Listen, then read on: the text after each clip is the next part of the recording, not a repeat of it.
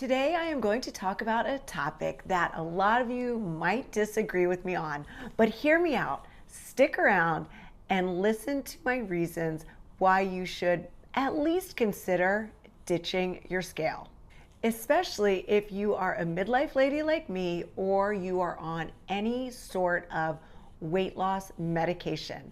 I will give you another option on what you should be using instead of just a scale. Welcome to Boom 50 Fitness. My name's Regan and this is your channel for all things health and fitness in your 50s and beyond. Your body weight is made up of a combination of water, fat, bones, and muscle. And this essentially represents the total mass of your body, which of course includes all its components like proteins, minerals, and lipids. But what a basic scale won't do is tell you the proportion of each element. And this is where body composition comes into play. Your body composition is the breakdown of these components within your weight. Just because the weight on the scale is going down doesn't mean it's coming from where you want it to.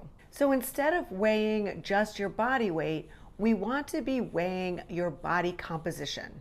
So let's talk first about exactly what your body composition is composed of.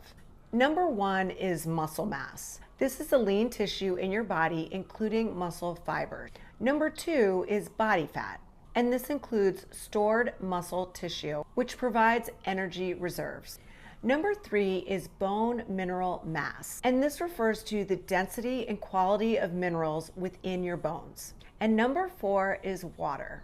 A significant amount of your body weight is made up of water, and water is absolutely crucial for your body to function properly. So the important distinction between body weight and body composition is body weight is just the total amount of mass weighed on a scale, and body composition is the breakdown of your body weight into the four parts I just mentioned, which is muscle, fat, bone, and water. So basically, the one reason I would love to see you ditch the scale, actually, there's several reasons. I'm going to give you all of them in this video, but the main reason is it's not measuring your body composition.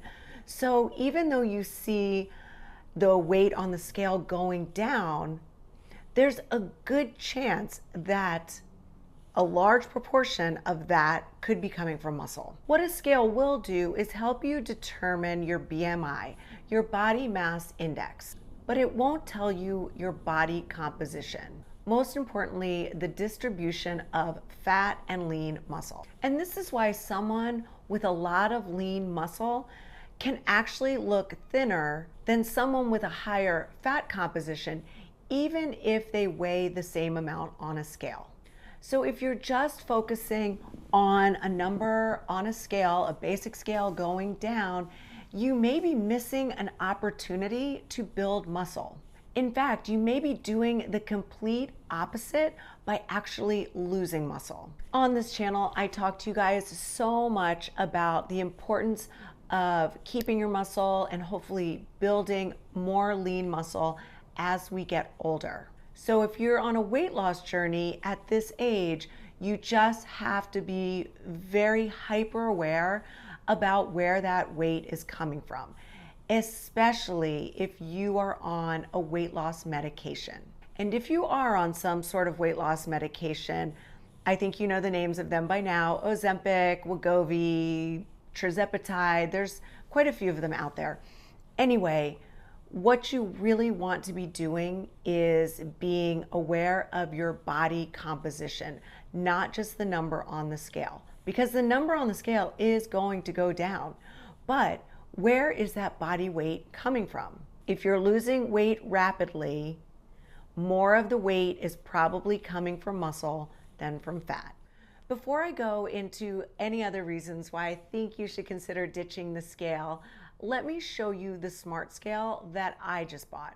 I've been using a smart scale for years, even though I rarely weigh myself, but I just upgraded to a new one that has more electrodes and will definitely be more accurate than the one I had before. This one has a handle that releases, and so that way you'll get the electrodes on both your hands and your feet. So it will simultaneously measure your upper limbs, your lower limbs, and your torso.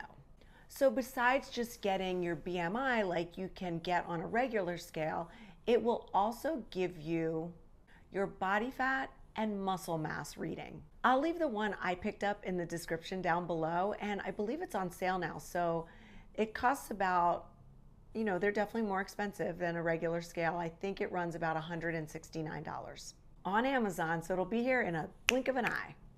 So listen, I know I'm saying ditch the scale, but you get yourself one of these scales and you're still going to be able to see your body weight, but you're going to be able to see so much more. That breakdown is so important because this way, if you start tracking on a regular basis, say once a week, and you see the fat going down, but the muscle mass staying the same, then you're doing it perfectly.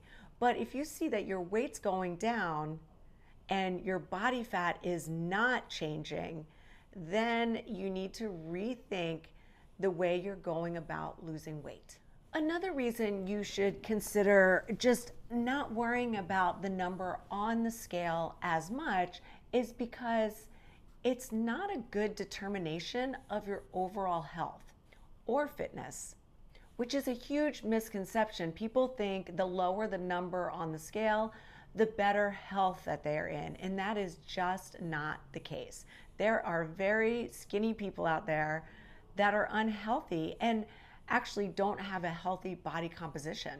And sometimes a number on the scale, especially if it's going down, can promote unhealthy behaviors. It's actually way more important to focus on eating a whole foods diet, getting your workouts in, making sure you're getting plenty of sleep, and managing your stress. Another thing that the number on the scale can do is distract from your own body cues. And those cues would include signals of hunger, exhaustion, and stress. And when you become disconnected from some of these signals and cues, you may misinterpret hunger cues. And you don't want the number on the scale to determine what you should or shouldn't eat. A lot of times what people will do is they'll see the number on the scale go down and then they reward themselves with food. Or if they see the number on the scale go up, they start to really restrict calories. Just another really important reason to focus on where the weight is coming from. Another thing the scale can do is it can create mental obstacles. This is something I see and hear from my clients all the time. The number on the scale, if they weigh themselves in the morning, can dictate the way their day goes. And if you find that the number on the scale dictates your mood, it's definitely time to just give that scale a rest. I hate it so much when I see that the number on the scale can really ruin someone's day. And maybe you're not one of those people who lets your day get ruined by a number on the scale, but think about it initially. When you hop on that scale and you see that that number's gone up 1 or 2 or 3 or more pounds, it's probably initially going to give you a cortisol spike. And the same is true if that number goes down. You may get a hit of dopamine right away. So we definitely don't want that pretty insignificant number on the scale to really mess with your head and make you feel a little crazy. And along the same lines as the mental impact is the number on the scale can tend to make people become obsessive. Weighing yourself on the scale every day can become a habit that's super triggering. And that number on the scale, especially when measured too frequently, can lead to things like disordered eating.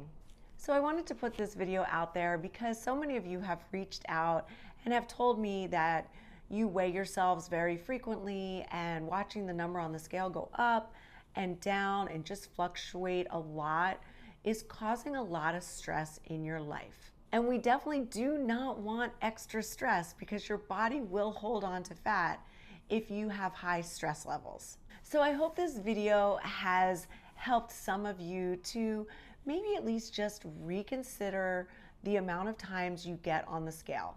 And also, if it's in your budget, to really consider buying the scale that I have linked down below.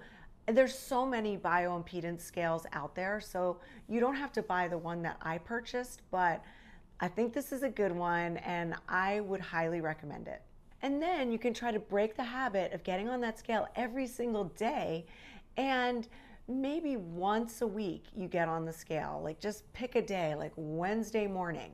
And that will alleviate a lot of the stress that I hear you guys talking about. So I think that's it. I hope you loved this video. If you did, don't forget to give it a thumbs up, smash that subscribe button if you're not subscribed already, ring that notification bell so you're the first to know when my next video drops, and leave me some comments down below. Let me know some topics you would like me to cover on this channel. My name's Regan. This is Boom 50 Fitness, your new BFF. I will see you next Wednesday. And there's Miss Fiona if you were hoping to see her.